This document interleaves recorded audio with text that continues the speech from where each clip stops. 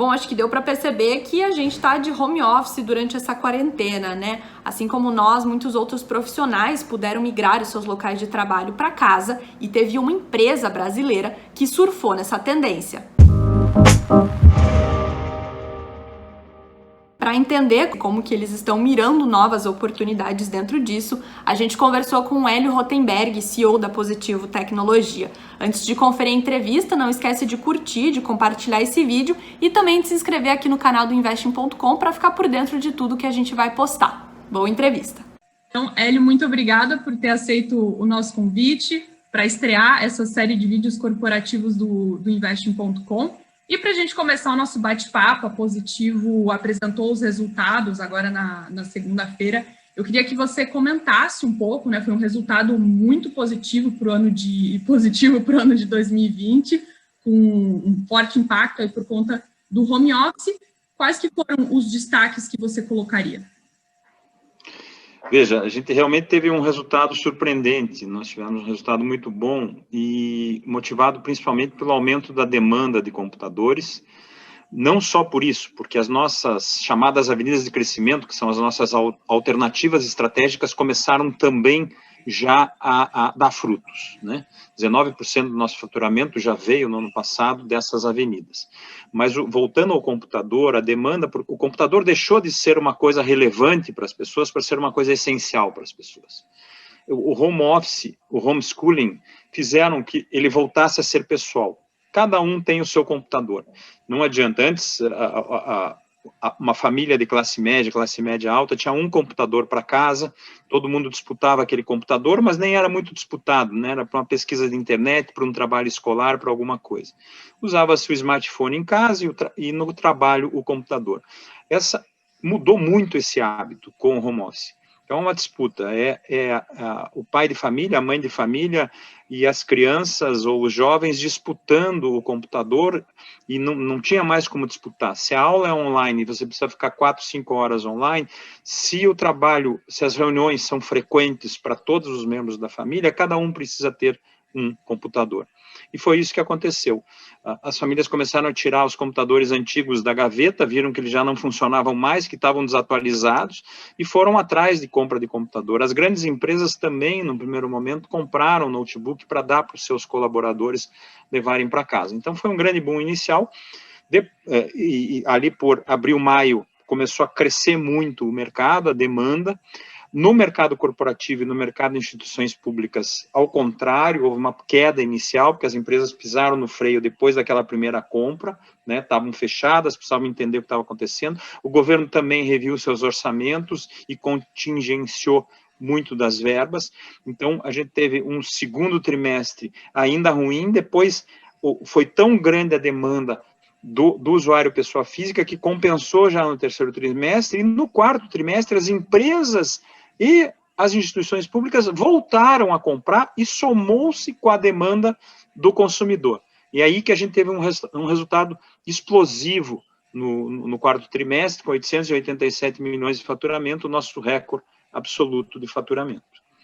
E a gente vê que isso tende a permanecer, né? Esse ano também começou muito forte e a gente acha que mesmo no pós-pandemia a demanda por computador continua, que virou um hábito virou um hábito secular. Por quê? Porque o home office e o trabalho híbrido vieram para ficar. Porque o ensino à distância veio para ficar, porque a telemedicina veio para ficar. Então, a gente acredita que esse hábito de consumo de computador, do computador sendo essencial, do computador sendo pessoal, um por pessoa, voltou. Então, o mercado tende a crescer. Dando alguns números... Né? Sim, justamente como que foram, em questão de números, todos esses resultados que você está mencionando. Veja, primeiro o aumento do faturamento, depois isso reflete em lucro, é uma questão de oferta e demanda, a gente conseguiu repassar os preços, mesmo dos aumentos de custos dos insumos, que acabaram faltando e subindo de preço, mesmo na desvalorização cambial, e isso fez com que a gente conseguisse ter uma lucratividade bastante normalizada aí no terceiro e no quarto trimestre, culminando com um bom resultado no ano. E os números de consumo de computador no mundo são fantásticos, né? O IDC está projetando 340 milhões, parece que vem uma nova versão, já projetando quase 360 milhões de computadores no ano no mundo. Isso equivale ao pico dos computadores lá em 2011, tá? 2011, 2012, quando foi o ápice da indústria de computador. Então, ele cresceu muito de 2019 para 2020 e 2020 para 2021. No Brasil também cresceu menos. Por quê? Principalmente pela falta de insumos. Ninguém estava ainda programado para esse aumento. Algumas empresas, as multinacionais, dão preferência a outros mercados primeiro, então houve um pequeno desabastecimento. Mas mesmo assim, e a situação econômica também não é uma situação econômica. O mundo cresceu 12,5, mais 12, deve crescer mais 12,5 esse ano. O Brasil cresceu 10, deve crescer mais de 8 a 10 esse ano, um pouco menor. Mas ainda assim, abaixo daquele potencial lá de 2011, 2012, pelas condições econômicas. O Brasil representava 4% do mercado mundial, representa 2% do mercado mundial. Então, existe uma demanda reprimida de computadores ainda no Brasil muito grande. A gente imagina que o mercado normalizado é de 3%, ou seja, 10 milhões de computadores no Brasil. Legal. E esse ponto que você mencionou agora dos insumos, como que está a situação atualmente? Porque a gente escuta muito, a indústria ainda está sofrendo bastante, principalmente a indústria tecnológica, com a questão dos insumos, da matéria-prima. Como que está positivo em relação a isso? Sim, porque as indústrias todas reagiram ao mesmo tempo, né? Então, o computador reagiu muito, o tablet reagiu, o smartphone está estável, mas reagiu TV, porque as pessoas estão em casa, então trocaram suas televisões, reagiu o mercado automobilístico. Tudo junto, competindo pelos mesmos componentes, alguns são componentes comuns a todas as indústrias, principalmente o LCD.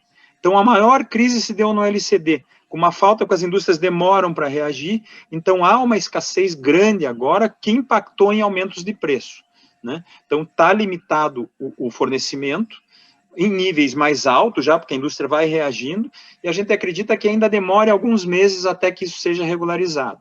No próprio Brasil, a gente vê o abastecimento do varejista, a gente não está conseguindo regular o nível de estoque dos varejistas.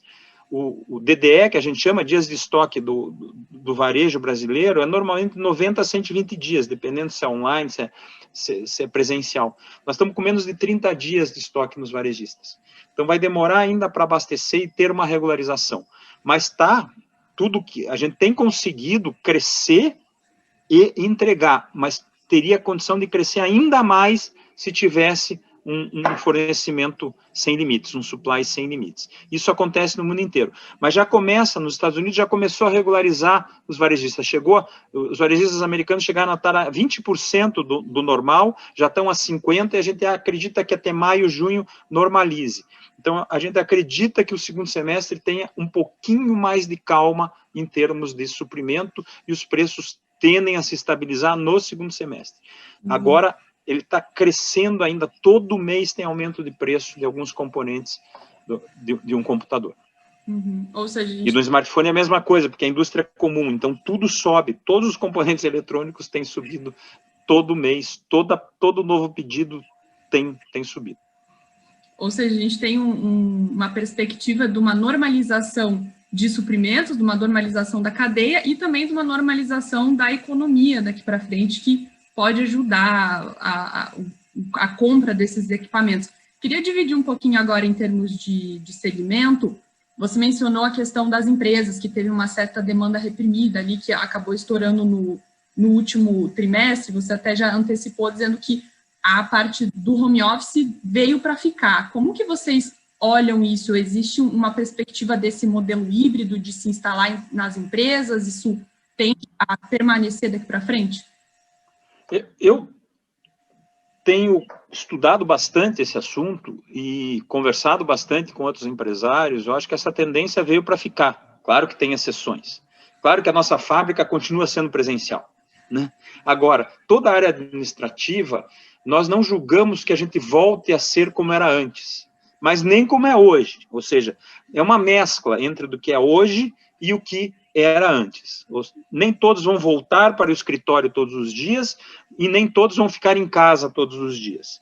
Então, a gente até está com uma consultoria nesse momento, tentando ver função a função da empresa, se quantos dias por semana ficará em casa, quantos dias por semana vai trabalhar, como é que serão as reuniões, em que dias, tudo isso está sendo estudado, mas eu acredito que o que vai prevalecer daqui para frente, no pós-pandemia, é um modelo híbrido. A gente não sabe bem se são 2 dias em casa, 3 na empresa, depende muito da função, mas certamente não será como antes.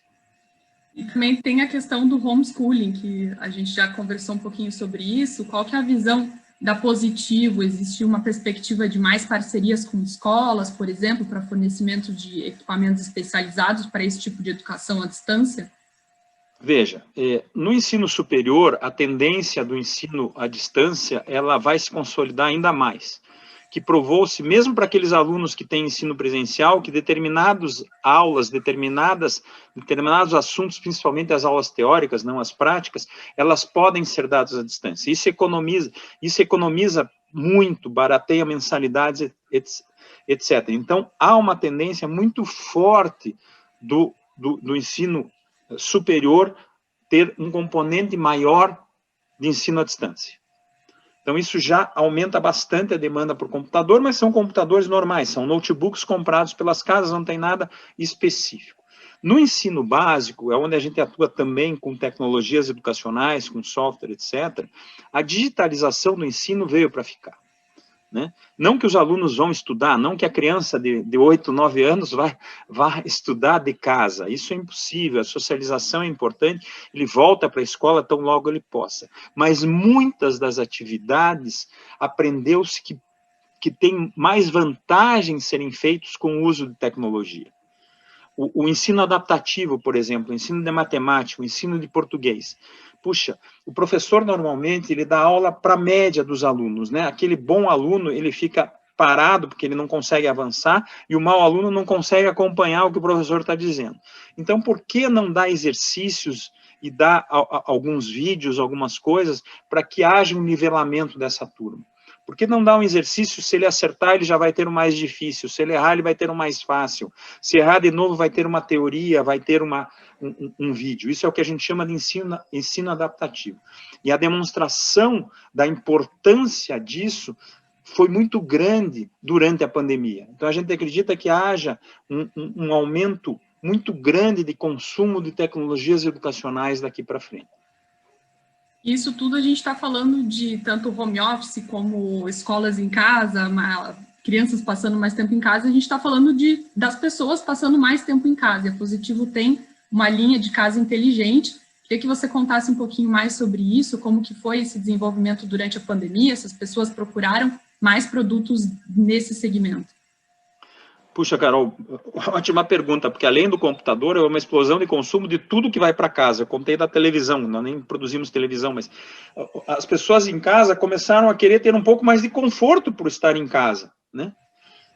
Então, a gente foi surpreendido por uma demanda enorme pelo Positivo Casa Inteligente. As nossas lâmpadas inteligentes, que permitem, simplesmente você troca a lâmpada, tem vários tipos de lâmpada no bocal do teu quarto ou da tua sala, e você não precisa mais ir até o interruptor para desligar ou ligar essa luz, você o faz pelo smartphone, né? Você dimeriza pelo smartphone. Quer uma comodidade melhor? Você pode fazer uma programação, um cenário de que luzes você quer que fiquem acesas quando você vai assistir um filme.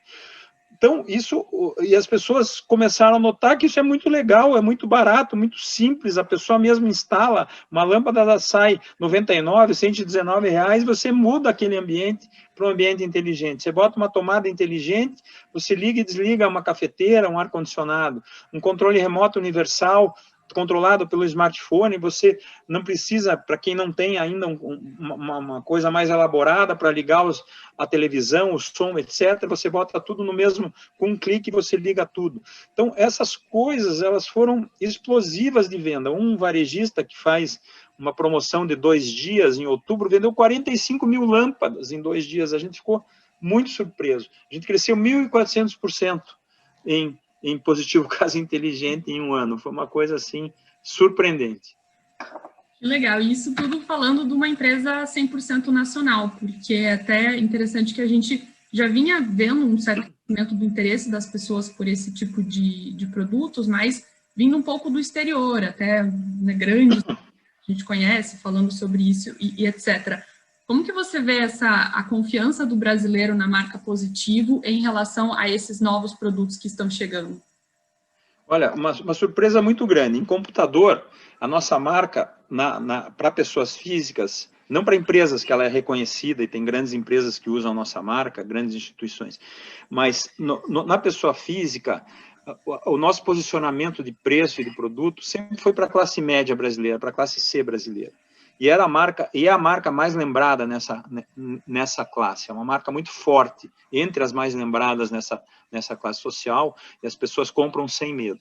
Mas, na classe AB, a penetração era mais baixa. As marcas multinacionais são mais fortes na mente dessas pessoas. A gente até trouxe o Vaio para competir. A gente licenciou a marca Vaio para o Brasil, nos deu muito orgulho, porque a Vaio japonesa homologou todas as nossas fábricas, os nossos processos, e nós hoje temos a marca aqui. Então, a gente atua em computador, na classe AB, vamos dizer, com a marca Vaio, e cresceu muito ano passado também, e com a Positivo aqui, um pouco mais, num preço um pouco mais baixo.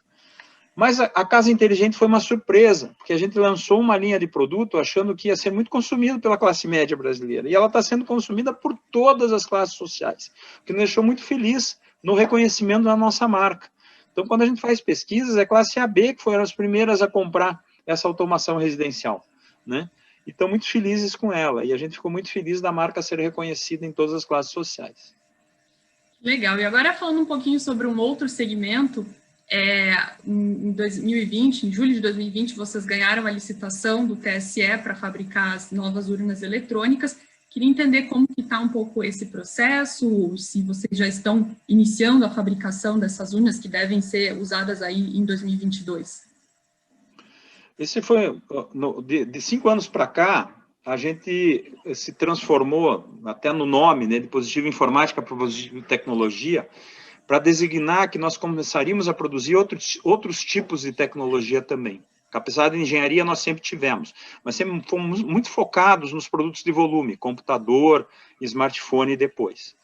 Mas nós decidimos que nós poderíamos fazer outro tipo de produto. O primeiro produto que a gente lançou foi a maquininhas de pagamento. Nós fizemos um acordo com a Cielo, e nós somos o projetista, o designer, o projetista e o manufatureiro do Cielo Leo, que é uma maquininha inteligente, baseada em Android, que é muito vendida pelo país. Então, baseado nessa nossa possibilidade tecnológica, a gente começou a ver outras oportunidades. E uma que surgiu foi entender que o TSE precisava comprar novas urnas. Então, nós desenvolvemos, baseado nas especificações do TSE, uma urna, fomos atrás de criptografia, uma urna extremadamente segura, baseada nessas especificações, e participamos da licitação de 180 mil urnas, que aconteceu em 2019, e o processo acabou em 2020, quando a gente assinou o contrato. E nós ganhamos, e muito feliz, porque ganhamos de multinacional, que estavam com o dobro do preço, né? Então, uma empresa nacional metida, foi lá, fez a urna, segura, aprovada pelo TSE, muito mais barata, e fomos contratados para fornecer essas 180 mil urnas, e a gente começa a fornecer as urnas agora, né? Está em processo ainda de homologação, o TSE acompanha cada fase do desenvolvimento, porque tem que ser muito seguro. Então, cada fase do desenvolvimento ele dá seu aval, e a gente está nesse processo para começar a produção em si, em escala, ali por junho, julho, agosto, para começar a entregar essas urnas. Então, a ideia, sim, é entregar a totalidade das urnas ainda para as eleições de 2022. Perfeito. E agora, falando um pouco sobre o futuro, você mencionou em vários segmentos que a Positivo está atuando, quais que são as perspectivas daqui para frente, além dessa consolidação do home office, desses produtos que as pessoas precisam para casa? Veja, o nosso core business nos surpreendeu. A gente não imaginava ter um crescimento tão grande quanto teve, e imaginar que isso seria um crescimento permanente. Então, a gente está muito feliz com o core. A gente acha que que o mercado ainda vai crescer muito em computadores, em smartphones. A gente ainda tem chance de crescimento, tablets está crescendo muito, isso tanto no segmento consumer, como no segmento corporativo, como no segmento de instituições públicas. Em todos os segmentos isso está crescendo, e a gente está muito animado para os próximos anos. Como opcionalidade a isso, tem esses novos desenvolvimentos. Então, tem as urnas eletrônicas, tem as maquininhas de pagamento, que agora a gente vai expandir para o mercado todo. A gente tem outros projetos, como terminais lotéricos, que a gente está também fazendo.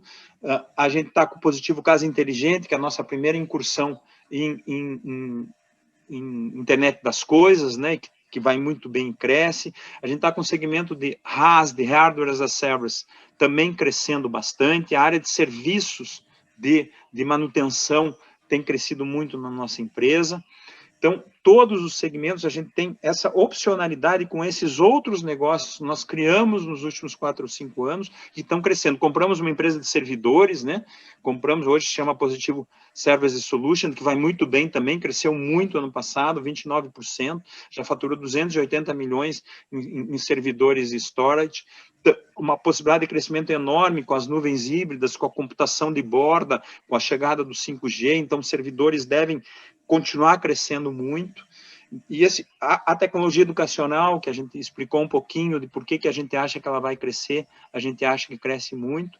Então, a gente está muito otimista, tanto com o nosso core business, quanto esses negócios alternativos que nós criamos há poucos anos e que começam a se consolidar.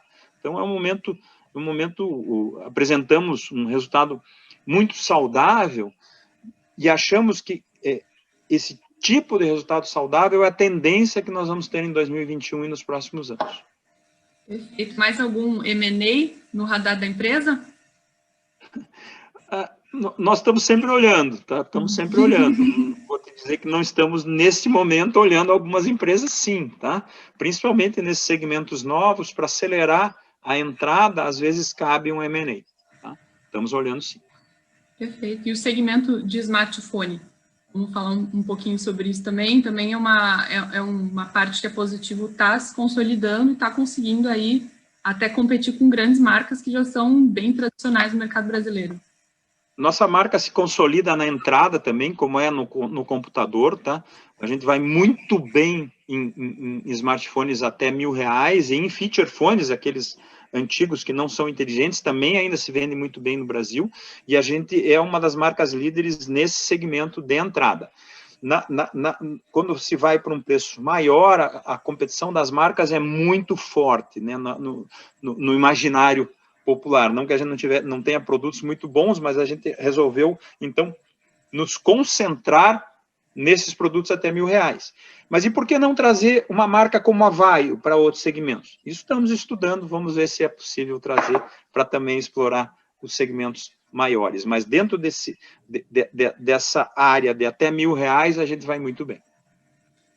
Perfeito, Hélio. Olha, muito obrigada por essa conversa, foi super divertido, foi muito legal conhecer mais sobre a Positivo. E a você que nos acompanhou até aqui, não esquece de curtir, não esquece de compartilhar esse vídeo e de ficar por dentro de tudo que o Investing.com vai postar.